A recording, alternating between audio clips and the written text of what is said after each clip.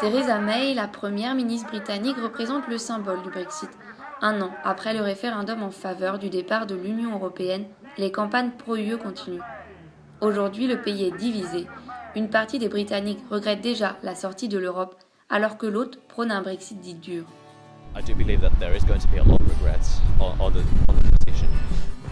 Ce nouveau départ reste flou.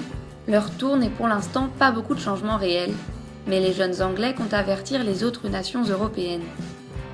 I really hope that the EU can learn from this referendum that we had, because there is dissatisfaction, and not only in Britain.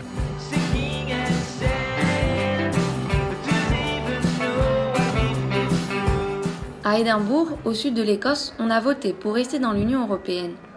Comme dans le reste du pays, il y a pourtant une forte campagne du Leave, avec la diffusion de fausses informations. Les réalités des politiques européennes ont été détournées, comme l'exemple de ce bus rouge britannique qui, lors de la campagne, expliquait à ses citoyens qu'il reversait 350 millions d'euros par semaine à l'Union, mais qu'il n'en bénéficiait pas ou très peu en retour. Ces propagandes pro-Brexit ont pu fonctionner puisque l'Union manque de pédagogie dans ses actions. The European Union could have done better at telling the people about what the actual benefits are. Like there was a lot of misinformation out there before the referendum, and that of course says something.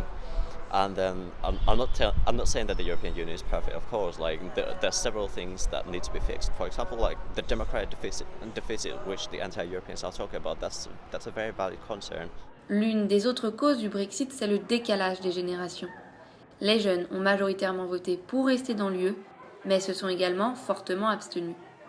It's a strong pattern that older people were more likely to want to leave younger people. I think 75% of people under 30 voted to remain.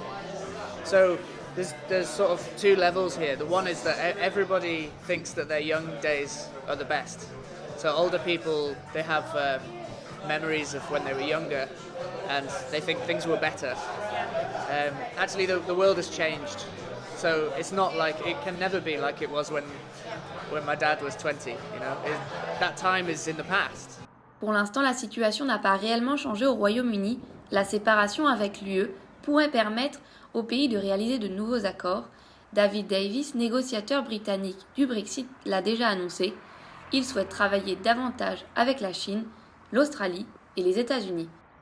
Des accords pas forcément au goût de tous. I feel like we kind of as Britain really wants to be with America. Like for some reason we don't feel connected to Europe at all, which I think is such a shame because we're so close to Europe, physically.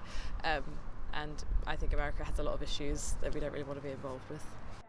Les expatriés restent l'une des nombreuses zones floues. L'année dernière, les exilés européens représentaient 5% de la population britannique. Leur situation ainsi que celle des Anglais de l'étranger reste confuse et inquiète. My only worry is that people like my brother and sister who are younger than me won't get these opportunities. They might be held back in Britain. If there was some opportunity that people from the EU were getting, then I feel very angry about this. So yeah, I don't think much will change. Le Brexit se veut dur. Les jeunes appréhendent de perdre leur mobilité au sein de l'Europe, si importante pour eux. Alors, certains cherchent un passeport irlandais. À Londres et en Écosse, la question de l'indépendance devient de plus en plus vive. Des référendums ont déjà été proposés, pendant que Bruxelles discute du prix de la sortie de l'Union, 60 milliards d'euros. Un Brexit qui ne va finalement pas être aussi simple que prévu.